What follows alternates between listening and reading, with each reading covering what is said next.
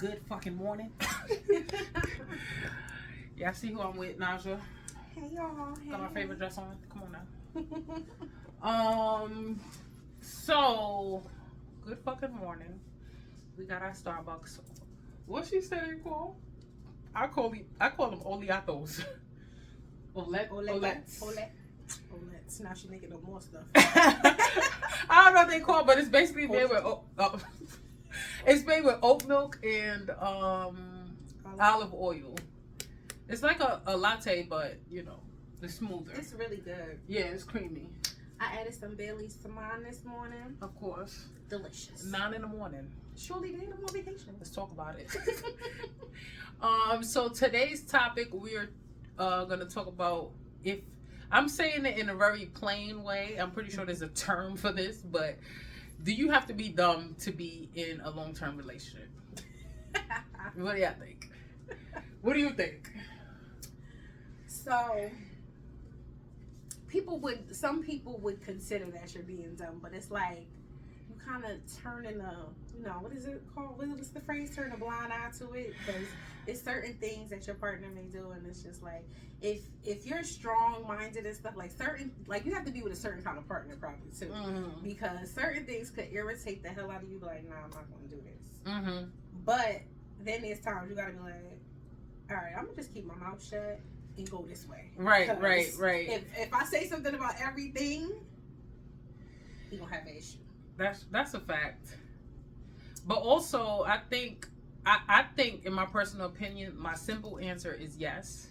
And I think honestly, that's why someone like me struggles with because I could be with somebody 2 years or so, but throughout those 2 years, it's like there's been moments where you literally have to play dumb, like you don't see it or you can't even bring it up, and it's so hard for me to do that. Like, it's so hard for me to be like, nigga, I saw you texting somebody. Why do I have to keep my mouth shut about that?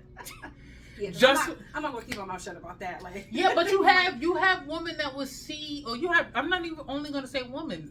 This goes for anybody. You have people that will see something that's very like it'll disturb you. It bothers you, and if you say something, it'll be such an argument, and you know it's the type of argument that could lead to your relationship ending, or it's on top of other little stuff that they did. So for the sake of saving the relationship, you don't say anything. You understand what I'm saying? Yeah, and that's the thing too. Like, relationships take work. They take a lot of work. Yeah, they do. It's it's work. It's communication, strong communication, and you have to be understanding. And you have to like allow the person to voice what's bothering them, and then change your behavior. See how you guys can fix that issue, because it's like if the issue doesn't get fixed, now we're gonna continuously run into an issue, and it's like, oh, what am I supposed to not say anything now, or am I gonna let it build up inside of me and then I explode like a crazy person? Right. There's a thin line between it, because I feel like there's been times that I had no choice but to play dumb, only because when I did try to speak up and have that proper communication, they turned it into something else. They try to flip it. They turned into a victim. So it's like, okay, well, I'm not necessarily being intolerant, but I'm trying to approach you with something that's bothering me, and then when I do sit down and try to talk to you, you flip it, you do this, you do that. So now I'm forced to play dumb, because if I know if I say something, it's going to turn into something bigger than what it needs to be, as opposed to just two people speaking calmly in a conversation. So I was trying to remind her about that lady, the cab driver. Yes. And we have brought this up before, and it's probably in a vlog or somewhere or whatever. Right. But the Russian lady, I forgot what she said. She basically said you have to like turn a blind eye or lie to yourself, or something that you have to do when you get into a relationship with a man. And I think, not to make this a race thing, because I think this goes across all borders. I just think that people do it at a different level. I think that non-black women have mastered the ability to do this. You know what I'm saying? Like, they always try to say, oh, black women, we're the most unmarried, this, that, and third. But it's only because we tend to be more outspoken than other people. Yeah. So I don't think it has anything to do with the fact that, besides the fact that we tend to speak up for ourselves more. And I feel like a lot of those women that don't speak up or they just keep their mouth shut, it's because the man is providing as well. Like, probably mostly providing and taking care when they're like a stay at home. So it's like, that's their financial security too. Right. So it's like, do I speak up and say this and that when he takes care of everything and I'm home taking care of the kids, and it's like, what's gonna happen if I voice my opinion on this? And now, like, I feel like that's why some of those women are that way, because it's like consequences to you like, speaking up. What you gonna do? And that's why people, they come down on independent women so much, because it's like, now I can speak up because I got my own shit. So why do I have to bite my tongue if I provide for myself? Clearly, if an independent woman is with somebody, she's with them for the sake of being with them. Like, she just likes them. You know what I'm saying? And some people want to feel dependent on and needed. So now if you don't need them and you bring up an issue to them, they get defensive, because it's like, what role do you really play in my life that you feel like I have to deal with what you're doing? You understand what I'm saying? So that really be the issue too. But I was telling her, like, I struggle with that. Like, the situation with video chat, I saw something in his phone and it was like, I tried to speak about it in a mature way and everything, and he was not having it. He was not having it at all. Like, the way that whole situation turned out, I was like, what are you supposed to do? Are you supposed to just see something like that? And that's another thing. It's like, I think people don't understand, when people don't say stuff about the things that hurt them or they see, they play get back. They play get back, or it builds up, and now they play get back. They be like, oh, I seen that you did this. I'm not gonna say nothing, but I'm gonna get my lick back. So to me, I'm in my head thinking that I'm doing the right thing. Like, oh, if I sit down and I speak to him about this and we resolve it or we fix it, whatever, that's a good thing. Because I know if I don't say nothing, it's like, oh, nigga, okay, I got something for you. You know what I'm saying? So it's like, pick your struggle. Which one do you want? Yeah, and that's important, too, to have a partner that is open to strong communication. Yeah. Like, that's ready to sit down and have the conversations even when they're hard. Because I remember I've been in situations where it was like the person would shut down, like, oh, we're not going to talk about this, or just try to brush it off. Or it would be me, like, knowing stuff or seeing something or feeling something and then not saying anything, but then it continues to build up and now I'm exploding. Like, now when I'm finally saying something, it's like, they like, whoa, why are you that angry? Like, no, because this is not the first thing. They'd be like, yeah, because last Tuesday you did this. Thursday, 2 winters ago, you did it. And they'd be like, damn, why you ain't saying nothing? Why, and that happened to me in a past relationship. I used to say that all the time, like, why didn't you say anything then? Like, why do you just wait?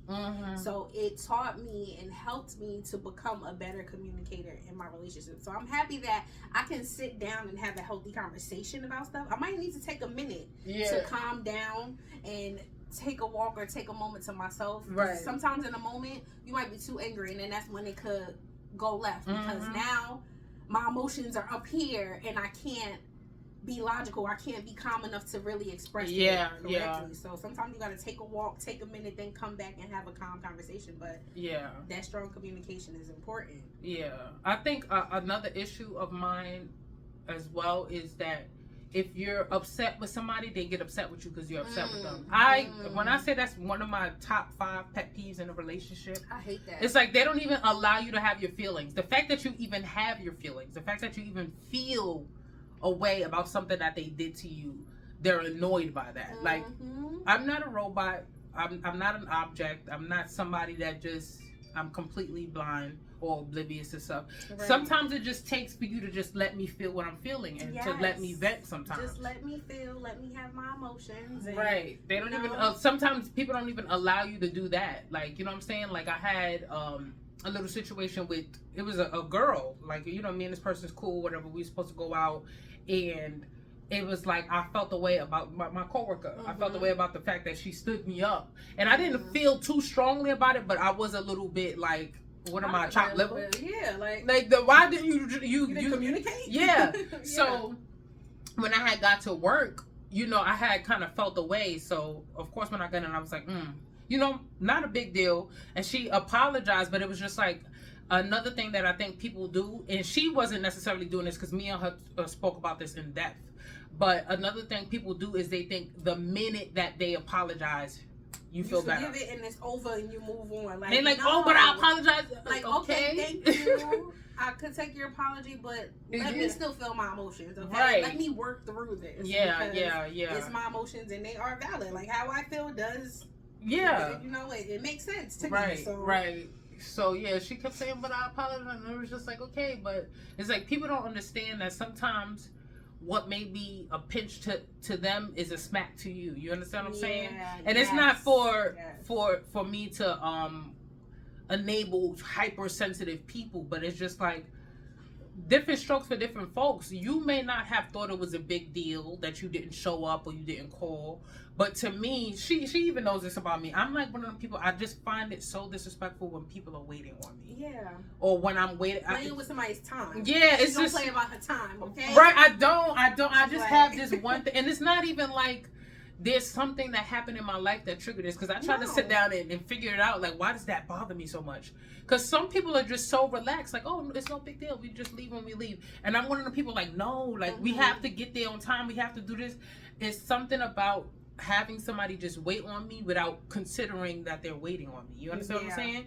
Like, if it's cold outside and they sitting there waiting on me, or if they sitting at a bar by themselves and they just sitting there waiting on me, to me, it's like, I don't want you to feel uncomfortable. I don't want you to feel like I don't care about your time. So I'm one of them people that'll text, hey, I'm on my way, or hey, I'm going to be running late, or whatever. Yeah. So when I don't get that back, it's like a slap in the face. Like, why are you doing me? Like, why would you do that to me? By the time you come, I'm crying. Like, why did you show up? She'd be like, I'm leaving now. Please be on time. I live right up the block. I'm still. But she knows, she be like, I'm on my way. I'm coming. But yeah, I just think so. Sometimes back to the topic, like sometimes in a relationship, if I see that somebody is a little bit too lax with how they show up and when they show up or whatever, and it's like, do I get to the point where I'm just relaxed about it, like, oh, whatever, that's just the type of person they are, they late, or do I be like, no, this is unacceptable? No, express it. Yes, you should definitely express it. Like, I was dating somebody, and that's what he said. He was like, listen, I'm serious about time. Like, time is important to me. So when I tell you I'm coming, he's like, can you please be downstairs? Can you please? My fiance now, he's like, please, we have to be there on time, okay? Like, he'll be up 3 hours. Me and him is related. They don't know. They brothers and sisters. They didn't tell me. They were separated at point. He'll be dressed 3 hours early. He'll be up getting everybody ready and stuff. And he'll be like, all right, babe, like, let's go. He'll lie to me about the time we got to be somewhere just so we'll be on time. And I'm like, oh my God, we running late. He's like, no, we actually didn't have to be there till 3. I told you it started at 2 because I knew you needed time. Yo, me and Lisa getting on the bus to come here, and I don't see her texting or like, oh, I'm on my way. I don't see no updates or nothing. So finally she hit me up, and she was like, yeah, we in the lift. And I told Lisa, I said, I figured. I said, because something in my soul was like, don't wait for them by the train station. When I'm telling you, it was a lot going on, and I was really up early too, doing everything, cooking dinner for the kids and stuff before I left. And I'm like, all right, we gonna be on time. We gonna get there. We got there though. They was there. But they was taking a lift from the Bronx all the way into Manhattan. But I did have like a little discount thing, so I was like, oh, let's take it. Cause they giving out the $5 or 5% discount or some shit like that? They are on it? Yeah, on mine they giving like 20% total or some shit like that. Mm-hmm. Yeah. Maybe that's what it was. Something that popped up, and I'm like, oh, let's take it. We taking this. $23. Let's go. It was $23. Girl, I would have took that shit.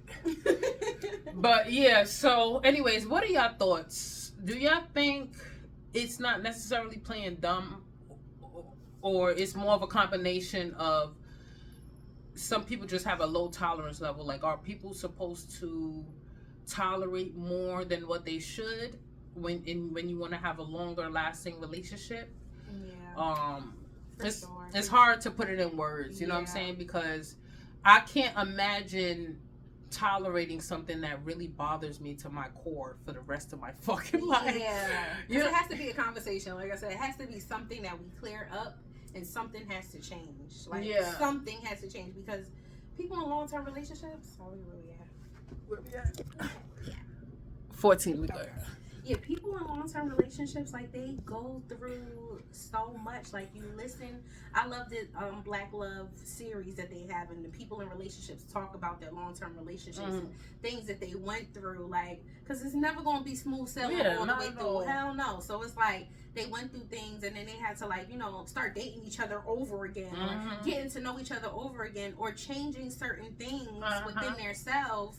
For themselves, but for their partner as well. Right. Like, actually taking into consideration something that's bothering them, something that they don't like. Okay, I'm not going to do that. Like, I don't ever want you to feel like right. I'm disrespecting you, or I'm just totally disregarding something that you have an issue with. And now that you say that, I think, now that I'm looking at it, I don't think that it's necessarily my tolerance level.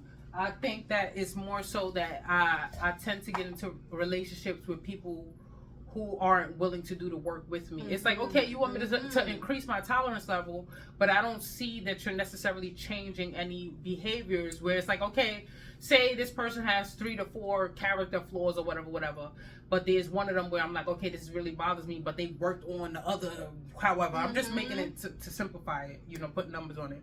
So it's like, okay, it's like now I can't really, now my tolerance level has to increase, because it's like you're clearly doing the work. You're working. It's not like you totally ignored everything. Right, you just still have those things. Right? Yeah, but I tend to run into people where it's just like the way they are is the way they are, and they don't see it fit to change anything or anything like that. So it's just like, okay, clearly my value in your life isn't bringing you to the point where you feel like, okay, I want to change this about myself.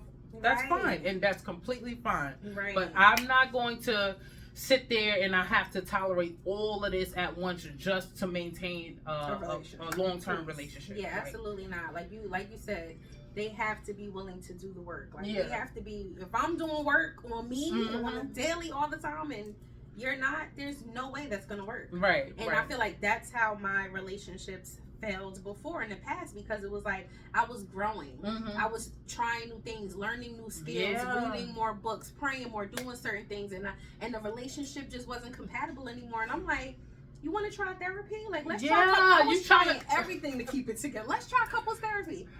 No, I don't need therapy. I said, oh, I don't need you then. You just need to leave it alone. If you're not willing to do some type of work, outgrowing people is a real thing. It's a real thing. It's a real thing. And it's okay. Adios.